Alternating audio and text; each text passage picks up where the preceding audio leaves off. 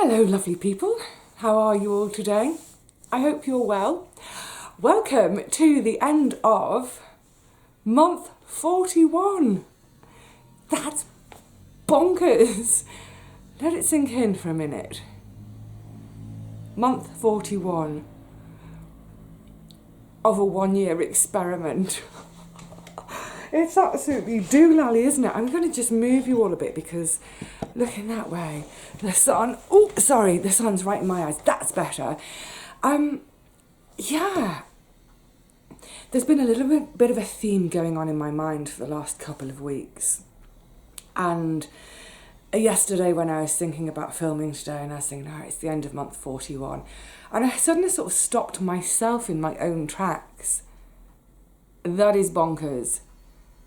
To think that in March 2017, I thought I would see if I could manage just for 1 year without a wage and basically live from the food on my land, maybe have a little bit of revenue from YouTube, but essentially, use up some of my savings. I only had a couple of grand of savings or something, but, just see if I could get through a year without going off working for someone else for a wage. And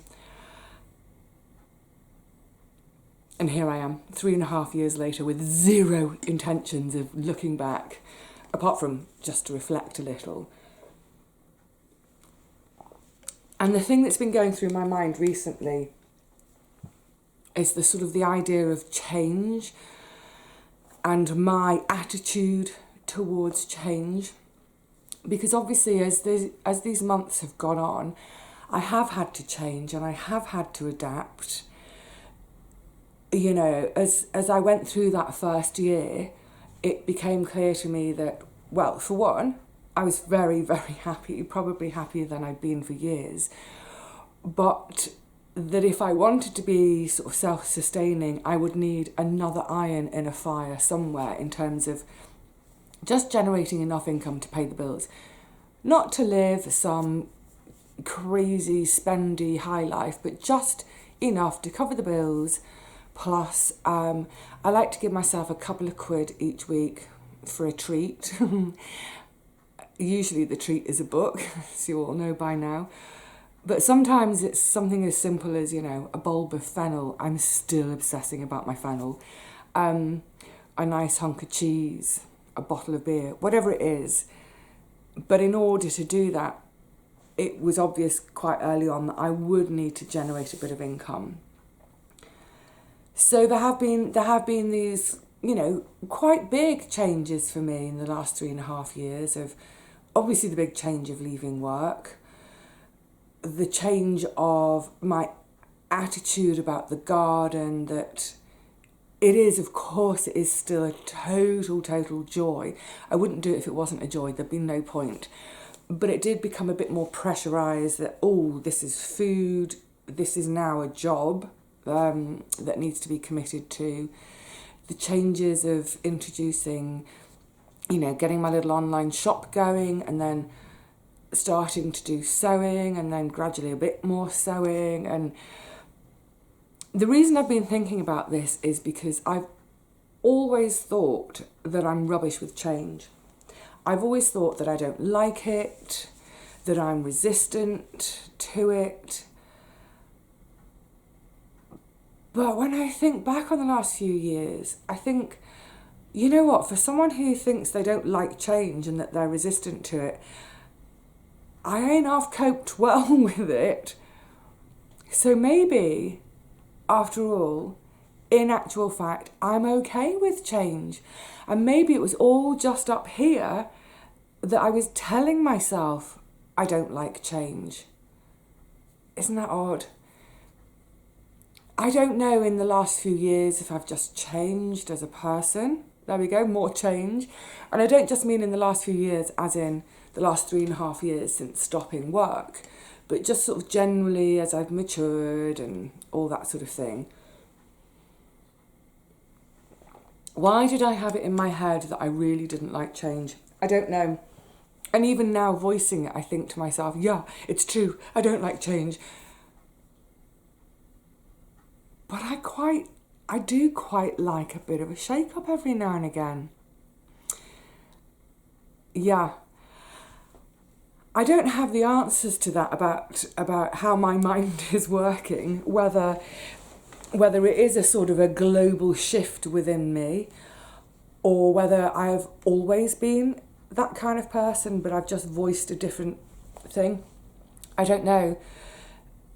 Maybe the other thing is it's to do with resilience. Now, I've always kind of felt that I'm quite a resilient person. I think I'm quite a little tofty. I've had enough knocks in life and I've got back up. I've got that kind of inbuilt resilience. I think maybe I had resilience even as a child, but I've learned over time through life that, you know, when tough things happen, and, you know, truly I have had some tough things to deal with in life, but when they happen, you can do one of two things. You can either lie on the floor crying and whinging about it and feeling sorry for yourself and telling the rest of the world how sorry they should feel for you, or you can lie on the floor for 2 minutes, have a 2-minute cry, then get back up and say, you know what, done, picking myself back up. And I've tended to do the latter. I will always allow myself a fraction of a moment for a pity party, but generally I don't allow things to beat me. You see, again, is that a nature-nurture thing? I really don't know. All I know is that I definitely have that kind of resilience, and maybe it's resilience that actually means I can cope with change. So I've been busy telling myself all these years that I can't cope with change and I don't like change. But in actual fact, over that time, I've been building more and more resilience, so that now when changes happen, you know, I kind of take them more easily. Sorry, I feel like I've got dust in my eye today. Now, obviously, this has been a year of huge changes for all of us. And I think it comes to that resilience thing again, doesn't it, about how well or not we've coped with these changes. I think I'm really lucky as well. I have a really good support system in terms of friends. They're not necessarily people I see every day, but yeah, I do have a good support system.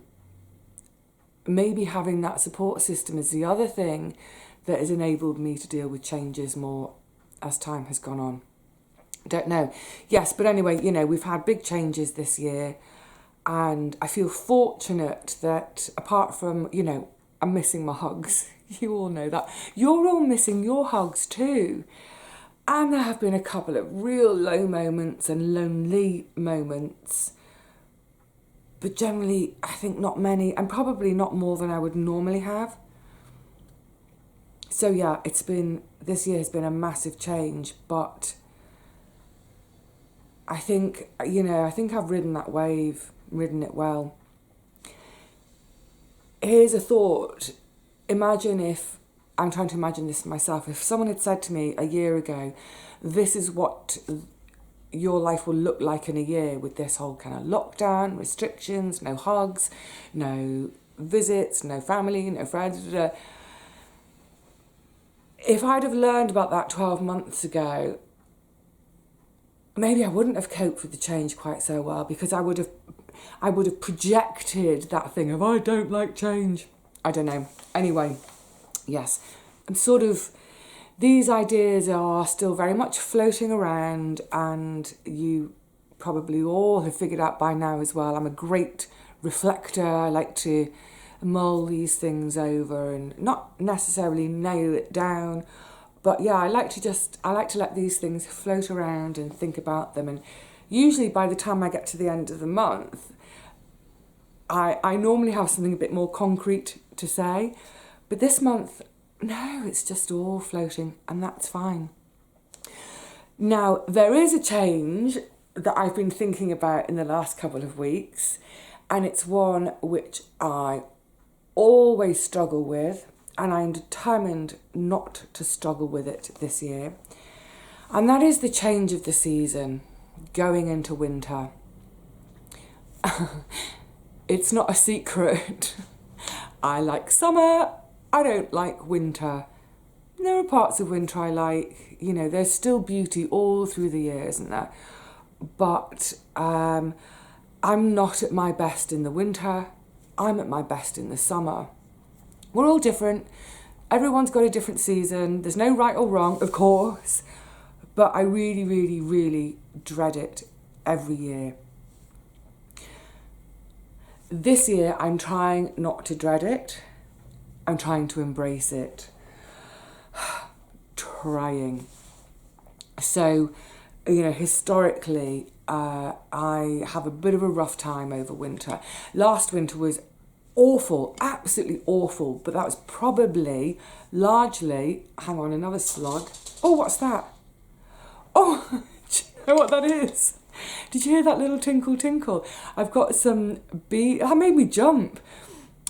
I've got some beans sitting in the window in their pods because I'm in that process of still podding, and obviously the warmth from the windows just made it pop open, and they've tinkled across the floor. Hang on a sec. Completely lost my train of thought. Naughty beans. Ah, yeah, last winter. Truly, truly dreadful. I was so depressed for so long and really quite deeply depressed at times. But that's probably massively to do with that ridiculously low vitamin D level. So hopefully my vitamin D will help me this winter. Now, the other thing people often mention is this thing called SAD, seasonal affective disorder. So I was reading a bit of research recently, just in the last few days, and on this subject there is masses and masses of research. But the particular piece I was reading was a lady was looking at the population of Tromsø, Tromsø in Norway. I had to think for a minute. Yeah, it is Norway, isn't it? My geography O level is coming back to me now. There was a lot of studying of Norway and the fjords. The curriculum that year, I don't know if it changes from year to year, but it was massively about glaciers and the action of glaciers and what they leave behind. Anyone my age will remember being taught about hanging valleys, medial moraine, lateral moraine, all that stuff to do with glaciers. And I'm sure Tromsø was part of it. It is on a big fjord, isn't it? Anyway, sorry, digress. Digress at the drop of a hat. Yes, this particular study was looking at the population of Tromsø because I think they're something like 200 miles north of the Arctic Circle. So they have really long, dark winters. I think with only sort of 2 or 3 hours of daylight. And of course, the sun's not up there, sort of beautifully beaming down on them. Hello, sun! It's coming. It's only sneaking just above the horizon, so it's, barely there. And they were looking at the fact that as a population, they don't suffer from sort of depression and that winter sad that many of us much, much further down seem to suffer from.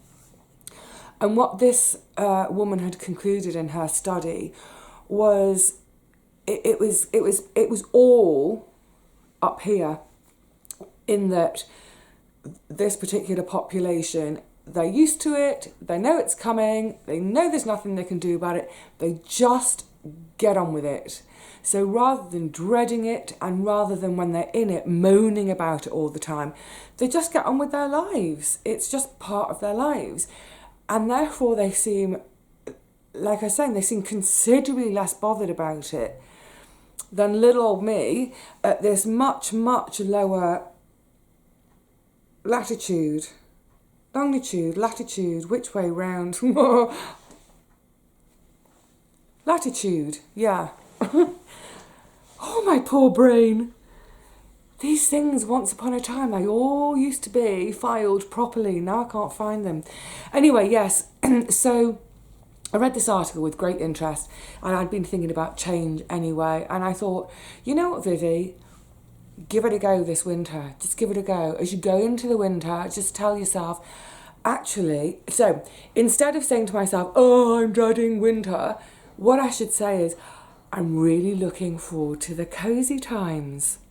See, it's just flipped. I flip it through 180 degrees. I'm tricking myself. That's what I'm trying to do anyway. And hopefully, if I repeat that often enough and not repeat my usual mantra of maybe it will make a difference. I don't know.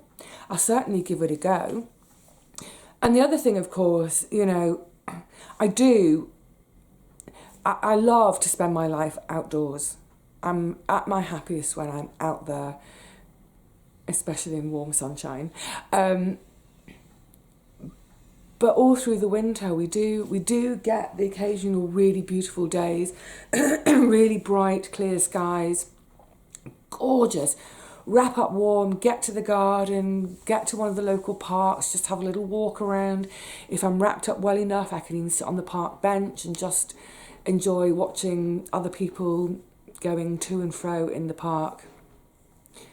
So yeah, I'm determined to have a better winter this year than I had last year. And on those days when it is grey and cold and damp and what I would normally call miserable, I will look out of the window and say, yeah, it's grey and cold and damp, but that's okay because I'm cosy indoors and there's loads of stuff I can get on with indoors. We'll see whether that works. There is one big change at the moment that I'm trying to get used to. Tennis in the winter. What's going on? Okay, it's not winter. I know it's not winter, but the French Open, Roland Garros, has started again. And oh my goodness, I'm so happy to have some tennis in my life again. Oh, it's the perfect accompaniment for all the harvest processing I'm doing at the moment, whether it's podding beans or actually maybe I should just leave them all in the window to jump out of the pods on their own. But yeah, all the podding, processing all the lavender, all sorts of seeds and other stuff going on. So yeah, it's the perfect accompaniment. But last night, was it last night? Yes. I had it on. It was really chilly. It was quite chilly in the flat as well. So I'd got my hoodie on. I'd got a little blankie across my knees. I'd got my bowls in my lap, in my knees, where I was podding my beans. I was listening to the tennis and it was just, I just had this like, this is so surreal moment. I'm chilly and I'm doing a late autumn job of podding, but I'm listening to the French Open, which normally, when the French Open starts, that's normally it's kind of like my alarm bell of, oh, it's time to hang out the bunting and put the deck chair on the deck. Yeah, it's just so weird. I suppose it's, you know, the tennis is, I'm trying to explain it now. Get your words right, Vivi. Tennis and sport in general is so much a massive part of my life and always has been, that the rhythm of the sporting year with, you know, starting with the tennis and with the French Open and then all the grass court pre-Wimbledon tournaments and then Wimbledon and then we move into the Tour de France and there's this beautiful rhythm to the year. And it's almost as inbuilt in me as the rhythm of planting seeds in spring and harvesting in the autumn. It's almost the feeling I'm getting watching, listening, enjoying the tennis is I feel like I should be starting seeds. So in a way, I need to move to Australia for a few months. I need to be starting seeds because the tennis is triggering thoughts of spring and early summer in me. Bonkers, isn't it? And what's even more bonkers is watching it with no crowds, no roars. That's really weird. The ball girls and boys in masks. the players playing with long sleeve tops and sport tights on, long leggings because they're so chilly, playing under floodlights because the day is so short. The world's gone mad.